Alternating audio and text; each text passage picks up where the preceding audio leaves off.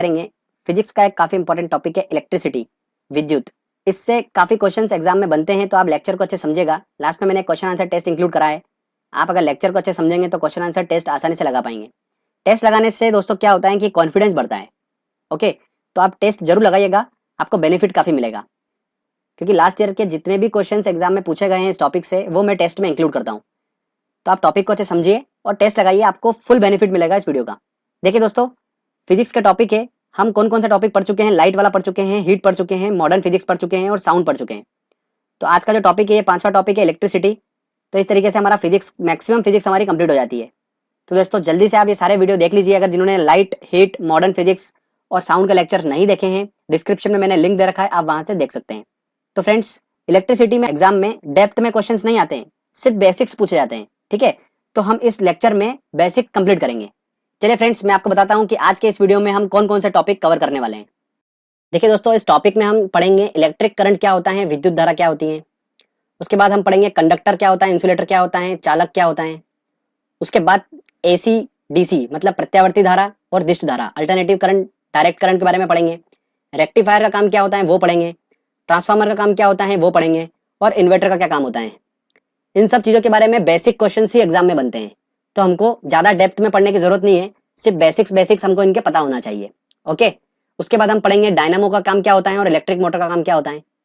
फिर हम पढ़ेंगे इलेक्ट्रिक बल्ब और फ्यूज तार के बारे में, जिनसे क्वेश्चंस बनते हैं एग्जाम में। ओके, ये सब पढ़ने के बाद में दोस्तों हम टेस्ट लगाएंगे और लास्ट में देखेंगे कि हम कितना स्कोर कर रहे हैं इस टेस्ट में। लास्ट ईयर में जितने भी इस टॉपिक से क्वेश्चंस पूछे गए हैं वो मैंने इंक्लूड करे हैं। तो आप टेस्ट जरूर लगाइएगा, जिससे आपको बेनिफिट मिलेगा, क्योंकि क्वेश्चन जो होते हैं वो रिपीट होते हैं बार बार। तो आपको उन्हीं क्वेश्चंस में से एग्जाम में देखने को मिल जाएंगे क्वेश्चंस। चलिए दोस्तों, हम लेक्चर को स्टार्ट करते हैं। देखिए दोस्तों, सबसे पहले हम बात करते हैं कि इलेक्ट्रिक करंट, विद्युत धारा क्या होती है। आपको जैसे कि डायग्राम दिख रहा होगा, यहाँ पर क्या हो रहा है, वाटर का फ्लो हो रहा है। देखिए, यहाँ से यहाँ तक वाटर का फ्लो हो रहा है।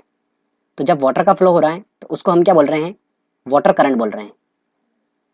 तो अगर हम इलेक्ट्रिक करंट की बात करें तो इसमें क्या होगा, चार्ज का फ्लो होगा।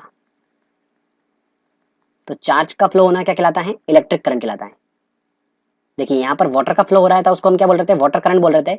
वैसे ही अगर चार्ज का फ्लो हो रहा है तो उसको हम क्या बोल रहे हैं, इलेक्ट्रिक करंट बोल रहे हैं, मतलब विद्युत धारा। क्लियर। अब चार्ज जो होते हैं आपको पता होगा, दो प्रकार के होते हैं। एक होता है पॉजिटिव और एक होता है नेगेटिव। तो इलेक्ट्रॉन्स पे कौन सा चार्ज होता है, नेगेटिव चार्ज होता है। प्रोटॉन पे कौन सा होता है, पॉजिटिव चार्ज होता है। तो इलेक्ट्रॉन, प्रोटॉन आपको क्लियर है। आगे बात करते हैं कि हम बात कर रहे हैं चार्ज का फ्लो होना। तो अगर पॉजिटिव चार्ज फ्लो हो रहा है इस डायरेक्शन में, तो करंट किस डायरेक्शन में फ्लो होगी, करंट भी इसी डायरेक्शन में फ्लो होगी। ओके, अगर नेगेटिव चार्ज फ्लो हो रहा है इस डायरेक्शन में, तो करंट जो होगी फ्लो, वो इसके अपोजिट डायरेक्शन में फ्लो होगी। तो दोस्तों ये बेसिक कंसेप्ट है, हमको आना चाहिए, इसलिए आपको मैंने बता दिया। तो ये इलेक्ट्रिक करंट आपको समझ में आया। देखिए दोस्तों, अब हम बात करते हैं कंडक्टर और इंसुलेटर की। ये है चालक। देखिए ध्यान से देखिएगा, एक बार देखेंगे आपका सारा कंसेप्ट क्लियर हो जाएगा। मान लेते हैं कि ये कोई सब्सटेंस है, कोई पदार्थ है, ठीक है, कोई मैटर है। तो ये जो होता है, ये पदार्थ, ये किस चीज से मिलकर बना होता है, ये बना होता है इलेक्ट्रॉन और प्रोटॉन से। अब देखिए, जो प्रोटॉन होता है पदार्थ में, ये प्रोटॉन जो होता है ये क्या होता है, फिक्स्ड होता है। फिक्स्ड बोलने का मतलब ये है कि ये यहां से चल के इधर नहीं आ सकता या फिर इधर नहीं जा सकता। मतलब कहने का मतलब क्या है कि फिक्स्ड है, मूव नहीं कर सकता। पदार्थ में प्रोटॉन मूव नहीं कर सकता है। क्लियर। अब बात करते हैं हम कि अगर ये पदार्थ कंडक्टर है और इंसुलेटर है, तो इलेक्ट्रॉन का देख लेते हैं अपन कि इलेक्ट्रॉन का नेचर क्या है। तो देखिए, कंडक्टर की बात करते हैं और इंसुलेटर की बात करते हैं। तो कंडक्टर अगर है ये पदार्थ, तो इसमें इलेक्ट्रॉन जो है वो क्या कर सकते हैं, फ्रीली मूव कर सकते हैं, इधर उधर मूव कर सकते हैं। ओके, तो इलेक्ट्रॉन मूव कर सकते हैं। इंसुलेटर की बात करेंगे तो इंसुलेटर में इलेक्ट्रॉन जो है वो क्या कर सकते हैं, मूव नहीं कर सकते हैं। तो इलेक्ट्रॉन भी इसमें क्या होंगे, फिक्स्ड होंगे इंसुलेटर में। ओके, तो कंडक्टर क्या क्या हो गए, देखिए मैं आपको बताता हूँ। जैसे एग्जांपल, मेटल मतलब धातुएं, ये क्या होती है, कंडक्टर होती है। जैसे कॉपर, एल्यूमिनियम, आयरन, ये सब जो होते हैं ये क्या होते हैं, कंडक्टर होते हैं। इंसुलेटर की बात करें तो इंसुलेटर क्या क्या होंगे, देखिए प्लास्टिक, ये इंसुलेटर होगा, वुड मतलब लकड़ी, ये इंसुलेटर होगा। ओके, तो अगर हम इलेक्ट्रिक करंट की बात करते हैं विद्युत धारा की, तो विद्युत धारा कंडक्टर में फ्लो हो सकती है क्या? बिल्कुल हो सकती है, क्योंकि इसमें इलेक्ट्रॉन जो है वो फ्रीली अवेलेबल है मूव होने के लिए। तो कंडक्टर में से इलेक्ट्रिक करंट फ्लो हो सकता है, बट इंसुलेटर में से नहीं हो सकता, क्योंकि इसके अंदर इलेक्ट्रॉन और प्रोटॉन फिक्स्ड होते हैं। ओके, अब देखिए एग्जाम में क्या पूछा जाता है, एग्जाम में पूछा जाता है कि विद्युत का सबसे अच्छा चालक कौन होता है, मतलब इलेक्ट्रिक करंट का सबसे अच्छा कंडक्टर कौन होता है। ऑप्शन दे दिया कॉपर, एल्यूमिनियम, आयरन और ये सब दे दिया। तो सबसे अच्छा चालक अगर बात करेंगे, अगर गुड कंडक्टर की बात करेंगे, तो वो होता है क्या? चांदी। विद्युत की सबसे अच्छी चालक होती है चांदी, सर्वोत्तम। ठीक है, ध्यान रखिएगा, वेरी वेरी इंपॉर्टेंट क्वेश्चन है ये, एग्जाम में काफी बार पूछा गया है, तो हमको ये याद रखना है। चांदी विद्युत की सबसे अच्छी चालक होती है। ठीक है, आपको समझ में आया कंडक्टर और इंसुलेटर का कंसेप्ट? ये बहुत इंपॉर्टेंट है, एग्जाम में क्वेश्चन बन जाता है, छोटा सा कंसेप्ट है, इसमें से क्वेश्चन देखे जाते हैं हर बार। अब दोस्तों मैं आपको बताता हूँ alternative current, direct current, rectifier, transformer और इन्वर्टर, ये क्या होते हैं। इनसे काफी एग्जाम में क्वेश्चंस बन के आते हैं। अगर हमने ये सब क्लियर कर लिया, मतलब कि इलेक्ट्रिसिटी का हमारा 80% पोर्शन कंप्लीट हो गया। इन सबको समझने से पहले हमको दो टर्म को समझना जरूरी है। सबसे पहले पहला है करंट और है वोल्टेज। करंट क्या होता है और वोल्टेज क्या होता है? देखिए करंट क्या होगा, ये होता है फ्लो ऑफ इलेक्ट्रॉन, उसको हम क्या बोलते हैं? करंट बोलते हैं। अब देखिए वोल्टेज क्या होता है, वोल्टेज क्या है? एक प्रकार का प्रेशर होता है, दबाव होता है। किस पे होता है? इलेक्ट्रॉन्स पे होता है। ये क्या करता है? एक दबाव होता है जो कि क्या करता है? इलेक्ट्रॉन को धारा के रूप में, मतलब करंट के रूप में प्रवाह करता है। ओके, देखिए इसको हम एक एग्जांपल समझते हैं, आपको समझ में आएगा।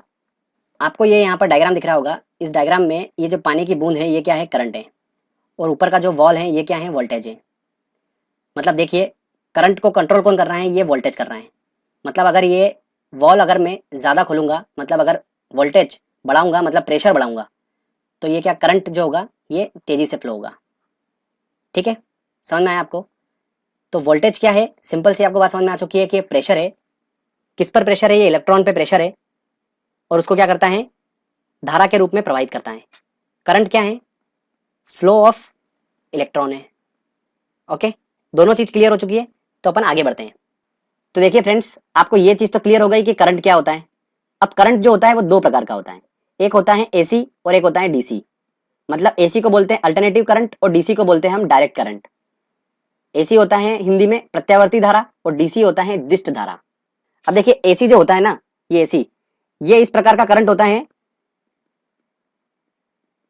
कि इसकी जो डायरेक्शन होती है और मैग्नीट्यूड होता है वो टाइम के हिसाब से चेंज होता रहता है, बार बार डायरेक्शन और मैग्नीट्यूड लगातार चेंज होता रहता है। बट डीसी जो ऐसा करंट है, इसकी डायरेक्शन जो होती है वो चेंज नहीं होती है। ओके, तो डायरेक्शन चेंज नहीं होगी, इसलिए इसको बोल सकते हैं हम कि ये एक यूनिडायरेक्शनल करंट है। ओके दोस्तों, अब देखिए अगर हम ग्राफ वाइज बात करते हैं एसी की, तो देखिए ग्राफ कैसा होगा एसी का, ये ऐसा होगा। ओके, और डीसी का ग्राफ जो होगा वो कैसा होगा? देखिए ऐसा होगा करंट का ग्राफ। तो देखिए यहां पर जो एसी है इसकी फ्रीक्वेंसी कितनी होती है? 50 हर्ट्ज तक होती है। अब यहां से ये एक साइकिल चालू होती है और यहां पर खत्म होती है, इसको हम क्या बोलते हैं? 1 हर्ट्ज। तो मतलब अगर मैं 50 हर्ट्ज की बात कर रहा हूं तो एक सेकंड में एसी जो है वो कितनी साइकिल कंप्लीट करती है? 50 साइकिल कंप्लीट करती है एसी। ओके, तो ये ध्यान रखना है आपको, वेरी इंपॉर्टेंट है। डीसी में क्या होता है? देखिए डीसी में फ्रीक्वेंसी नहीं होती है, जीरो होती है, जबकि एसी में फ्रीक्वेंसी कितनी होती है? 50 हर्ट्ज तक होती है। ओके फ्रेंड्स, देखिए दोस्तों एसी में फ्रीक्वेंसी के कारण क्या हो रहा है? वोल्टेज जो है वो बढ़ रहा है, घट रहा है। ओके, यहां पर डीसी में फ्रीक्वेंसी जीरो है, इसलिए वोल्टेज जो है वो क्या है? स्थिर है। तो डीसी जो करंट होता है, दिष्ट धारा जो होती है, उसमें वोल्टेज जो होता है वो क्या होता है? स्थिर होता है। जबकि एसी जो है प्रत्यावर्ती धारा, उसमें वोल्टेज जो है वो क्या होता है? बढ़ता घटता रहता है। क्लियर दोस्तों? काफी इंपॉर्टेंट कंसेप्ट है ये, आपको क्लियर होना जरूरी है। अब देखिए एसी और डीसी को थोड़ा सा मैं आपको सर्किट से बता देता हूँ। मान लेते हैं कि जैसे कि एक सर्किट है, ठीक है, यहाँ पर हमने बैटरी कनेक्ट कर रखा है। देखिए ये प्लस है, ये माइनस मान लेते हैं। तो यहाँ से इलेक्ट्रॉन निकलेंगे माइनस से, और इलेक्ट्रॉन निकल कर कहाँ जाएंगे? प्लस की तरफ जाएंगे। जब इलेक्ट्रॉन मूव कर रहे हैं एक डायरेक्शन में, तो उसको हम क्या बोल रहे हैं, डीसी बोल रहे हैं। ओके, यहां से इलेक्ट्रॉन निकले, आगे मूव करते हैं, वापस क्या करते हैं, उसी डायरेक्शन में आ जाते हैं, फिर आगे मूव करते हैं, वापस उसी डायरेक्शन में आ जाते हैं, तो इसको क्या बोलते हैं, हम एसी बोलते हैं। इसमें इलेक्ट्रॉन जो है वो क्या हो रहा है, एक स्थान से जा रहा है आगे और वापस उसी स्थान पर आ रहा है, आगे पीछे मूवमेंट होता है इसमें इलेक्ट्रॉन का एसी में। तो अगर हम ग्राफ से देखें तो यहाँ से क्या देखिए, यहाँ से अगर इलेक्ट्रॉन यहाँ जा रहा है तो वो इस साइकिल में जा रहा है, और जो नीचे वाली साइकिल है उसमें वो इलेक्ट्रॉन वापस आ जा रहा है।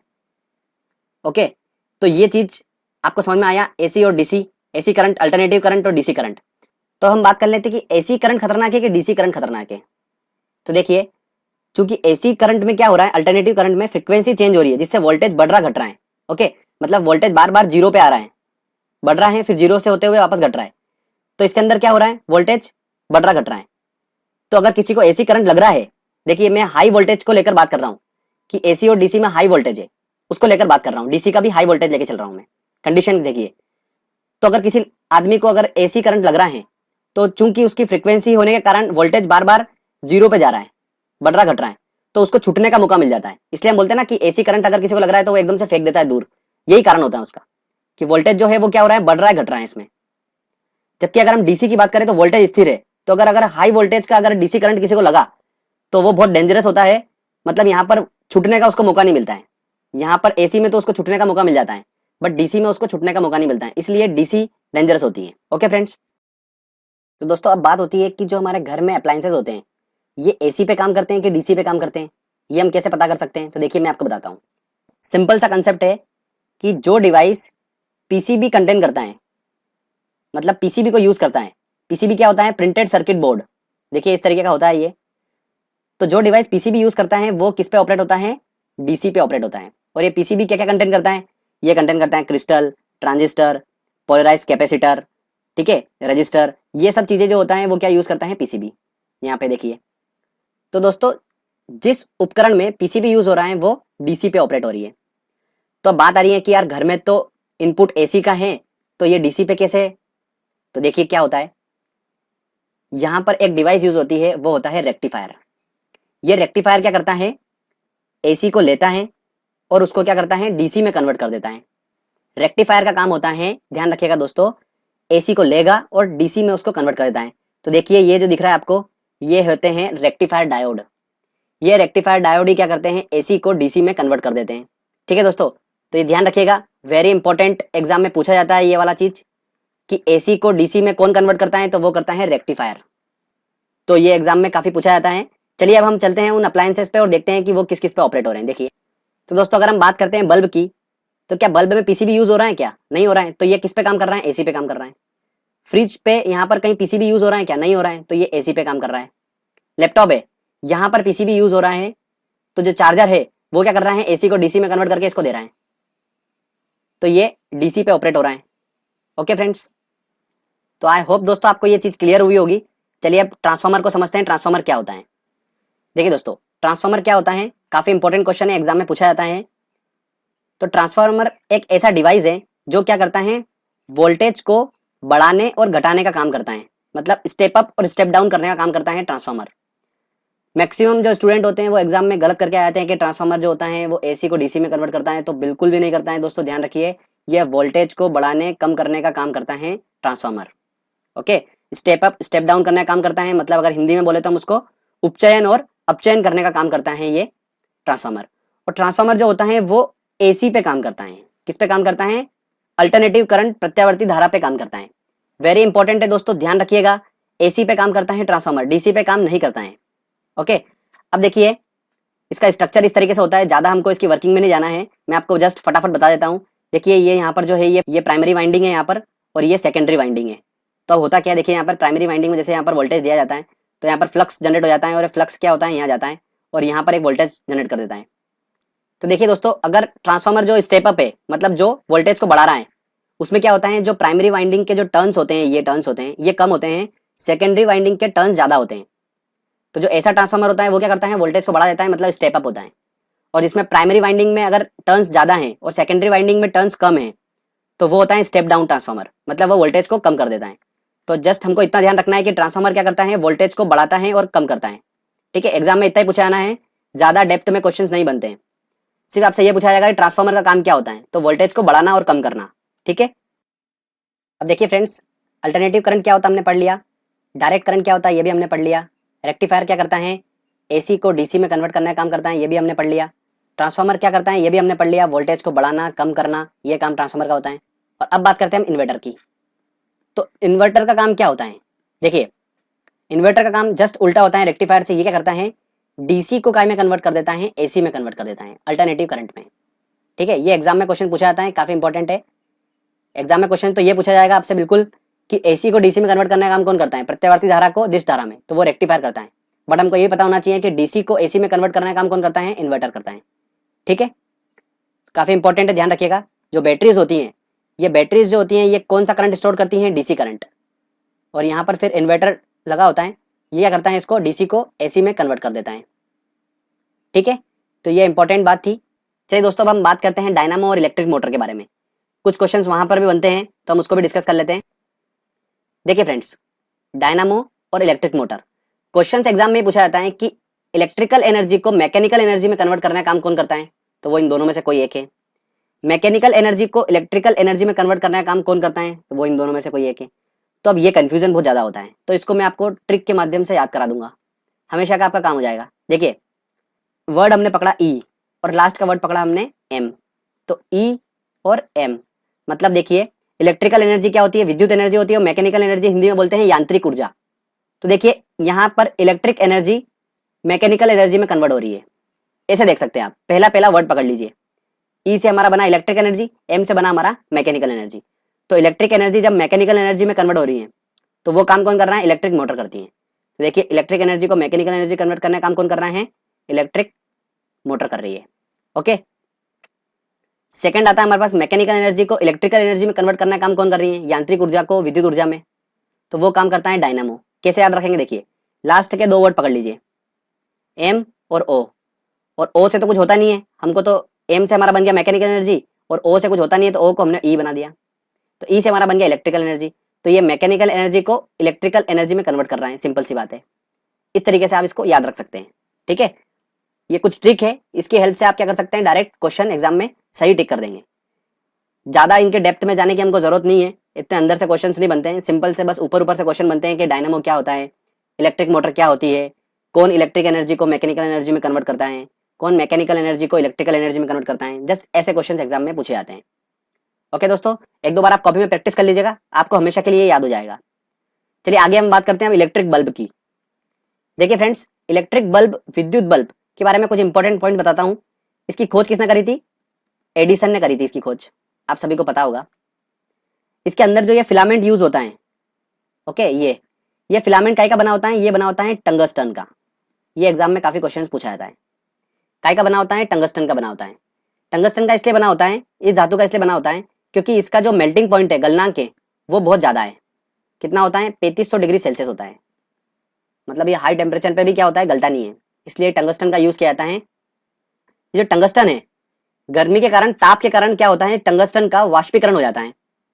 तो इस वाष्पीकरण को रोकने के लिए क्या किया जाता है, बल्ब के अंदर ऑर्गन गैस या फिर नाइट्रोजन गैस जो है ये भर दी जाती है। क्योंकि ये जो गैस होती है ये क्या होती है, ठंडी गैस होती है, तो ये गैस क्या करती जाती है, अंदर भर दी जाती है इस बल्ब के अंदर। ओके, तो ये कुछ इंपॉर्टेंट पॉइंट्स थे, मैंने आपको बताए हैं। एक और चीज ध्यान रखिएगा, जो CFL होती है, ये CFL का फुल फॉर्म क्या होता है, देखिए दोस्तों, इसका फुल फॉर्म होता है कॉम्पैक्ट फ्लोरिसेंट लैंप। ठीक है, कॉम्पैक्ट फ्लोरिसेंट लैंप होता है CFL का फुल फॉर्म। ये एग्जाम में क्वेश्चन पूछा गया था 2015 में यूपी PCS में, तो मैंने आपको बताया कि आगे पूछा जा सकता है क्वेश्चन ये। चलिए अब आगे बात करते हैं हम फ्यूज तार के बारे में, वहां से भी कुछ क्वेश्चंस निकल के आते हैं, उसको भी समझ लेते हैं। देखिए दोस्तों, फ्यूज तार क्या होता है, ध्यान समझिए, अच्छा कंसेप्ट है इसका। ये क्या होता है, एक प्रोटेक्शन डिवाइस होता है। मतलब एक बोल सकते हैं कि प्रोटेक्शन एक वायर होता है, किसके अंदर होता है, ये इलेक्ट्रिकल सर्किट में होता है। ओके, मतलब जब भी अगर शॉर्ट सर्किट होता है, शॉर्ट सर्किट के बाद क्या होता है, करंट जो होता है वो बढ़ जाता है एकदम से, जिससे क्या होता है कि जो घर के अप्लायंसेज होते हैं या फिर घर की जो वायरिंग होती है, मेन वायरिंग, वो जलने के चांसेस हो जाते हैं। और उपकरणों की सुरक्षा करने के लिए क्या यूज किया जाता है, फ्यूज तार यूज किया जाता है। तो देखिए फ्यूज तार के बारे में कुछ इन्फॉर्मेशन देता हूँ कि जो तार होता है इसकी प्रॉपर्टीज क्या होती है। देखिए कि तार जो होता है इसका जो मेल्टिंग पॉइंट होता है वो कम होता है और रेजिस्टेंस जो होता है वो ज़्यादा होता है, मतलब प्रतिरोध ज़्यादा होता है, और गलनांक जो होता है वो कम होता है।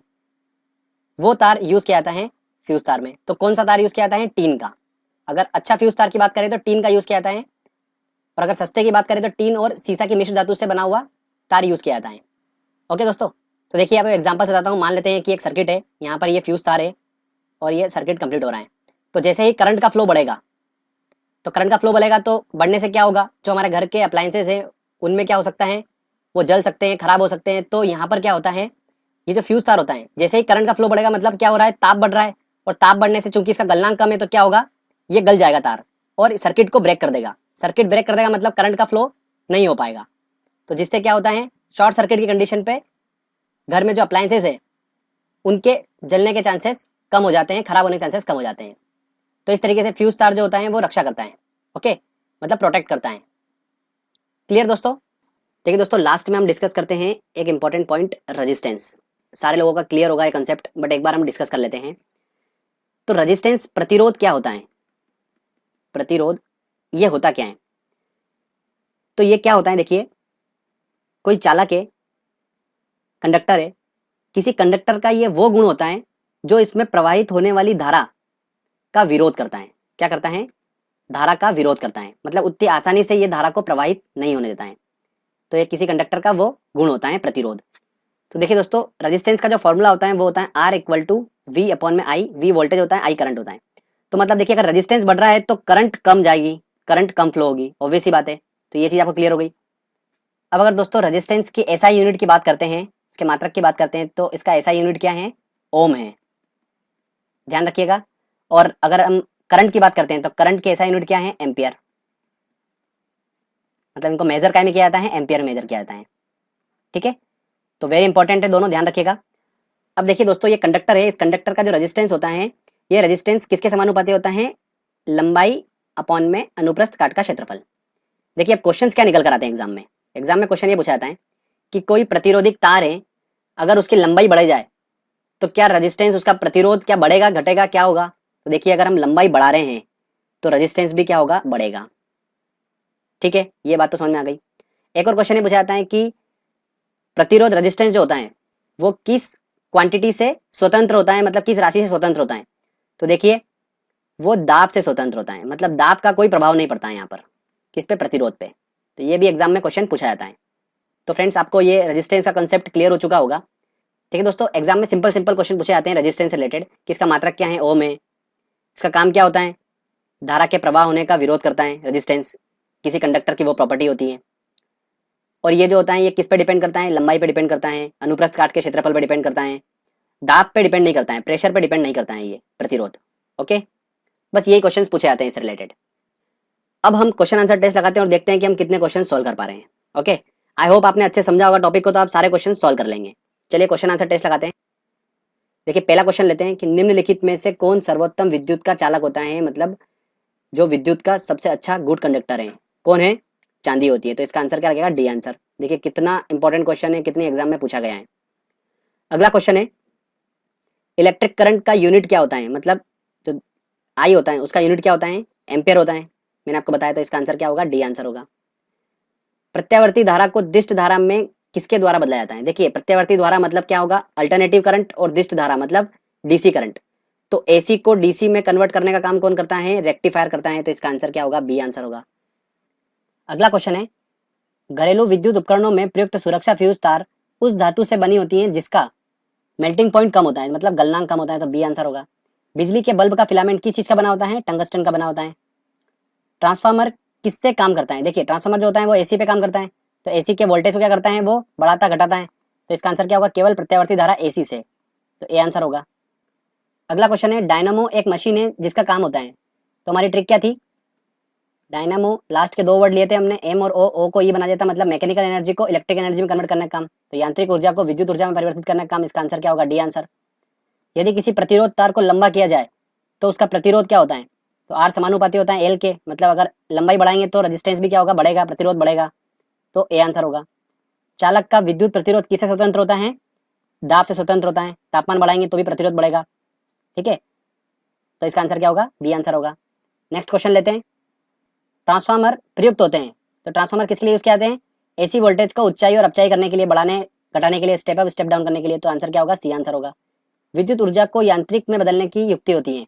देखिए, इलेक्ट्रिक एनर्जी को मैकेनिकल एनर्जी में कन्वर्ट करने का काम कौन करता है? Electric motor, EM. यही हमने ट्रिक बनाई थी, तो विद्युत मोटर करती है, सी आंसर होगा।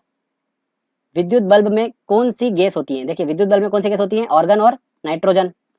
तो ऑर्गन और नाइट्रोजन देखना है हमको, तो इसका आंसर होगा डी आंसर, इनमें से कोई नहीं। ओके, तो फ्रेंड्स देखिए, हमने टॉपिक को पहले अच्छे समझा, फिर हमने क्वेश्चन आंसर टेस्ट लगाया और हमने सारे क्वेश्चन अच्छे से सॉल्व कर लिए हैं। आई होप आपने भी सारे क्वेश्चन अच्छे से सॉल्व कर लिए होंगे। तो फ्रेंड्स, आपका स्कोर क्या रहा मुझे कमेंट बॉक्स में जरूर बताइएगा। अगर आपको ये वीडियो अच्छा लगा है तो जल्दी से इस वीडियो को लाइक करिए, दोस्तों के साथ शेयर करिए और कमेंट करके बताइए मुझे आपको वीडियो कैसा लगा। मेहनत करते रहिए दोस्तों, आपको सफलता जरूर मिलेगी। मिलते हैं अगले वीडियो में, तब तक के लिए जय हिंद, जय भारत।